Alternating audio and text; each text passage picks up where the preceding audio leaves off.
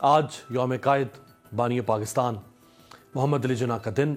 قائد اعظم پاکستانی قوم کو ہمیشہ ایک خوددار قوم کے طور پر دیکھنا چاہتے تھے اور انہیں چاپلوسی سے انتہائی نفرت تھی۔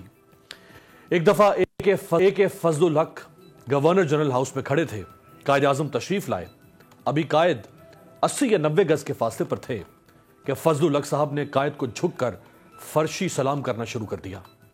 قائد کو یہ دیکھ کر انتہائی ناگوار گزرا، یہاں تک کہ قائد ان کے سلام کا جواب دیے بغیر ہی ان کے قریب سے گزر گئے۔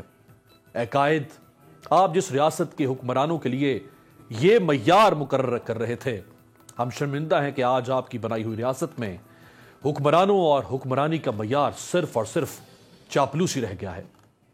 قائد اعظم انتہائی بے باک شخص تھے۔ ایک دفعہ عدالت میں کسی مقدمے کی سماعت کے دوران انگریز میجسٹریٹ نے کہہ دیا کہ مسٹر جناح، آپ کسی تھرڈ کلاس میجسٹریٹ کے سامنے دلائل نہیں دے رہے۔ قائد نے فوراً جواب دیا، جناب، آپ کے سامنے بھی کوئی تھرڈ کلاس وکیل دلائل نہیں دے رہا۔ بابائے قوم، آج آپ کی بنائی ہوئی ریاست ایسے ہی کسی بے باک، خوددار اور قداور لیڈر کے لیے بھٹک رہی ہے۔ چندری گر نے قائد اعظم کے لائق بھانجے اکبر اے پیر بھائی کو مسلم لیگ کی کسی ذیلی کمیٹی کا چیئرمین بنانے کی تجویز قائد اعظم کے سامنے رکھی تو قائد نے اپنے بھانجے کو عہدہ دینے کی درخواست مسترد کر دی اور کہا کہ اکبر کی سب سے بڑی نااہلیت یہ ہے کہ وہ میرا رشتہ دار ہے۔ اے قائد، ہم شرمندہ ہے کہ آپ کی آنکھ بند کرنے کی دیر تھی کہ اس ملک پر خاندان کے خاندان سیاست سے لے کر حکومت تک کو اپنے گھر کی باندی بناتے چلے گئے۔ پروفیسر محمد اسحاق لکھتے ہیں کہ قائد اعظم جب کراچی میں گورنر جنرل ہاؤس میں منتقل ہوئے تو اس گھر کو آراستہ کرنے کے لیے حکام نے تقریباً 4 لاکھ روپے کا تخمینہ لگایا۔ جب قائد اعظم کے نوٹس میں یہ بات آئی تو انہوں نے یہ پیسہ خرچ کرنے سے انکار کر دیا اور حکم دیا کہ اورنگزیب روڈ دہلی پر واقع ان کے ذاتی گھر سے ان کا ذاتی سامان اٹھوا کر گورنر جنرل ہاؤس میں رکھا جائے۔ قائد نے مزید کہا کہ یہ ملک ابھی نوزائیدہ ہے، اس کے خزانے پر میرے گھر کو سجانے سے زیادہ بہت ذمہ داریوں کا بوجھ ہے۔ قائد، ہم شرمندہ ہیں کہ آپ جس خزانے کی ایک ایک پائی کو بچا کر رکھنا چاہتے تھے، آپ کی بنائی ہوئی اس ریاست میں حکمران صرف سرکاری محلات کو ہی نہیں بلکہ اپنے ذاتی گھروں کو اور گھوڑوں کے استبل تک کو اسی عوامی خزانے کو نچوڑ کر سنوارتے رہے جسے آپ بچانا چاہتے تھے۔ 1945-46 کے سندھ قانون ساز اسمبلی کے انتخابات میں ایک نشست پر مسلم لیگ کی پوزیشن ذرا کمزور تھی۔ اس نشست پر جی ایم سید کے مقابلے میں مسلم لیگ کے امیدوار قاضی اکبر تھے۔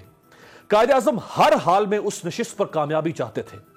قائد نے ہدایات دی کہ اس نشست پر کامیابی کے لیے لٹریچر کی بارش کر دو، کارکنوں کی فوج بھیجو، انتخابی مہم کے لیے ہر قسم کی سہولت فراہم کرو، لیکن ایک بات یاد رکھنا، الیکشن جیتنے کے لیے کوئی غلط طریقہ مت اختیار کرنا، ووٹرز کو ہرگز رشوت نہ دینا۔ میں یہ بات ہرگز پسند نہیں کرتا کہ ووٹ خریدنے کے لیے کسی ووٹر کو کوئی پیسہ دیا جائے، یہ بددیانتی اور بے ایمانی ہے، اور بے ایمانی کے مقابلے میں محمد علی جناح ہارنے کو ترجیح دے گا۔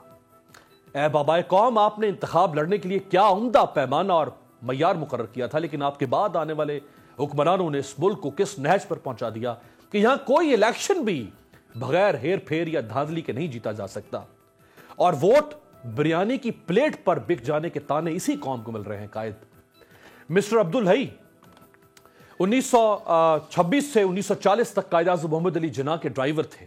وہ بیان کرتے ہیں کہ جب مسلم لیگ اور کانگریس کی صوبائی حکومتیں بنی تھیں تو سب چھوٹے موٹے جو لیڈرز تھے ان کی کاروں پر مسلم لیگ کے جھنڈے لگنا شروع ہو گئے۔ ایک دن میں نے گاڑی پر راڈ لگایا، جھنڈا لگا دیا۔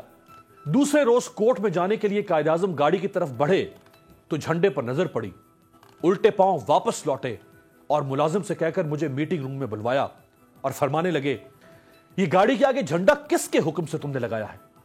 گرج کر کہا، فوراً ہٹاؤ، میری گاڑی پر اس وقت تک جھنڈا نہیں لگے گا جب تک پاکستان نہیں بنے گا۔ قائد اعظم کے اے ڈی سی آفتاب احمد نے ایک دفعہ قائد اعظم کا ذکر کرتے ہوئے کہا کہ ایک بار قائد کام کرتے کرتے تھک گئے تو انہیں گھر سے باہر تفریح کے لیے جگہ چاہیے تھی۔ کراچی سے 20 میل باہر قائد کو ایک جگہ پسند آئی جہاں وہ اپنے لیے ایک ہٹ بنانا چاہتے تھے۔ قائد نے اے ڈی سی آفتاب احمد سے کہا کہ وہ جگہ کی ملکیت اور خریداری سے متعلق معلومات اکٹھی کریں۔ اے ڈی سی کراچی کے تحصیلدار کے پاس گئے اور اس سے کہا کہ قائد کو اپنی ضرورت کے لیے جگہ چاہیے۔ تحصیلدار نے خوشی سے کہا کہ ہم قائد کو حکومت کی طرف سے جگہ تحفے میں دے دیتے ہیں۔ آفتاب احمد کہتے ہیں کہ میں نے تحصیلدار سے جواباً کہا کہ قائد ایسے آدمی نہیں، وہ باقاعدہ تحریری معاہدے کے تحت زمین کی خریداری کریں گے۔